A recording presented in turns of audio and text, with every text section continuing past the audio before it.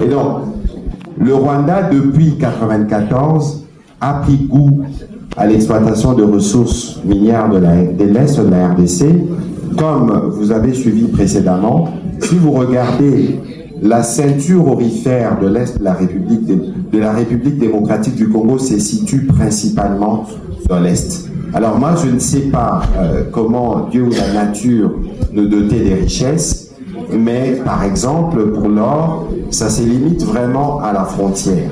Et donc, le Rwanda, n'oubliez pas qu'avec l'AFDEL, donc le premier fils du Rwanda, c'est l'AFDEL, et on va revenir au fils actuel pour vous mettre au cœur du conflit, a appris à se construire en maintenant l'Est de la RDC dans une situation de conflictualité ou d'insécurité permanente. Et donc, toute idée de paix ou de stabilité contrarie les ambitions économiques du président rwandais.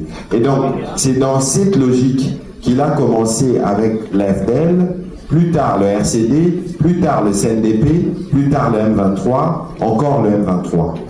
Je rappelle que lorsque le président de la République arrive aux responsabilités en 2019, parmi les premières actions qu'il a entreprises, c'est d'ailleurs la réconciliation des présidents rwandais et ougandais. Ça s'est passé en août 2019, quelque part en Angola et dans la frontière de la RDC.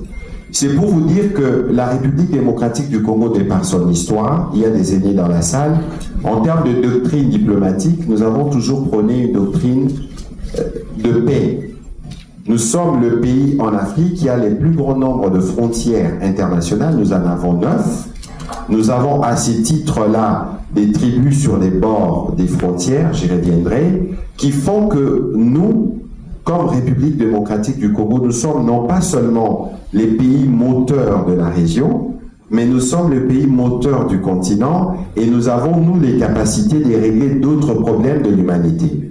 Et donc, le narratif qui est porté par les Rwandais est un narratif qui est assis sur des prétextes qui ne se vérifient pas, ou sur, on verra sur la question, par exemple, de discours de haine, sur une instrumentalisation d'une communauté qui n'a jamais demandé d'aucune manière au gouvernement rwandais d'intervenir pour sa protection. Et donc, il y a la question du soutien des FARDC aux FDLR. On peut prendre les slides suivants. Alors, les FDLR, c'est qui? Les FDLR, ce sont des Rwandais. En 1994, lorsqu'il y a eu les génocides, nous avons ouvert nos frontières, on a accueilli, y compris les ex-FAR, ceux qui étaient dans les forces armées rwandaises du président Habyarimana à l'époque. Nous sommes en 1994. À l'époque, ces combattants-là, parce que le président rwandais, je crois qu'il avait 37 ans à l'époque, et donc aujourd'hui, on parle des forces des FDLR qui, depuis 1994, sont en RDC. 32 ans plus tard, on en parle comme s'ils constituaient une menace. D'abord, de 1, si vous vous référez aux déclarations publiques faites d'ailleurs par l'ambassadeur rwandais en RDC, il disait que les FDLR ne représentaient pas de menace. Parce qu'en réalité, nous, aujourd'hui, on ne peut pas renier leur existence parce que d'abord, ils endeuillent les Congolais, ils pillent ou ils font des activités, des destructions de la forêt, ils sont des coupeurs de route, c'est des criminels, mais qui ont leur place au Rwanda parce que c'est des Rwandais.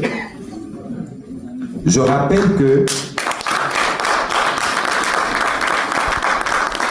rappelle aussi à ces propos justement que parce que conscient de la menace, nous, avant même que le président de la République n'arrive aux responsabilités, parce que cette guerre, comme j'aime à le dire souvent, c'est pas la guerre du président Tshisekedi.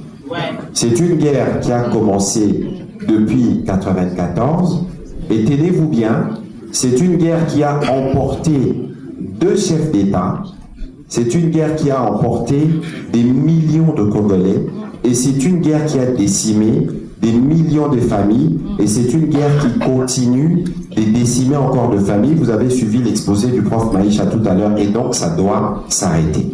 Et je pense que nous tous, nous avons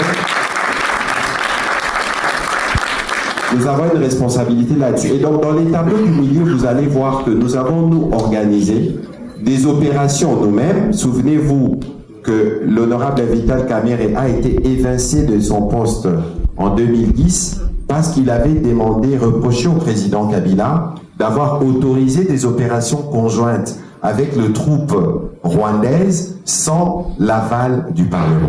Et donc, sur la question des FDLR, qu'il faut retenir, c'est que c'est des Rwandais qui doivent rentrer au Rwanda et que c'est des forces qui ne représentent pas des menaces à la sécurité du Rwanda. Et nous, comme République démocratique du Congo, nous avons pris l'engagement, y compris, on vous a distribué les accords de Washington, de traiter cette question parce que c'est une question des forces qui se trouvent sur notre territoire.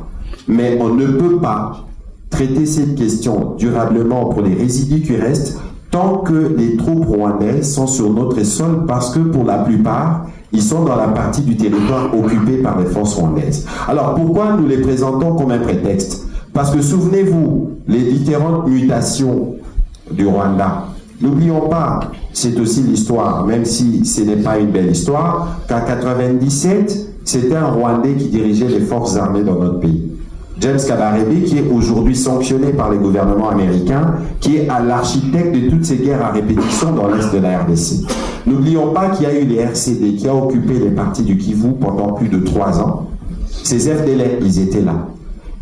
Quand le président de la République est arrivé, et les chiffres sont renseignés là, nous avons continué à les rapatrier parce que c'est des Rwandais et ce n'est pas tous qui sont des unités qui peuvent combattre, parce que pour la plupart, ils ont l'âge du président Kagame. Tout au moins ceux qui, en 94, s'étaient réfugiés en RDC, quelles sont les capacités qu'ils ont pour se maintenir pendant 32 ans et représenter une menace. Et aujourd'hui, dans les narratifs mensongers du Rwanda qui a évolué, on vous parle d'idéologie génocidaire. Mais il faut m'expliquer qu'est-ce qu'ils mettent comme contenu dans l'idéologie génocidaire, si ce n'est les besoins permanents du Rwanda de surfer sur la culpabilité internationale de ne pas avoir agi très vite pour stopper les génocides. Parce que cette question du génocide, autant elle nous a choqués, autant elle a choqué la communauté internationale. C'est pour ça qu'il y a une... On peut passer au slide suivant. C'est pour ça qu'il y a une instrumentalisation permanente de la question des Tutsis ou des Banyamulenge. D'abord, de un, il faut que pour nous tous, ça soit clair. Les M23 ne représentent pas la communauté Banyamulenge. Les crimes commis par les M23 ne sont pas imputables aux membres de cette communauté-là. Parce que la communauté Banyamulenge chez nous, comme les autres Tutsis, sont les premières victimes de la stigmatisation du Rwanda. Je vous donne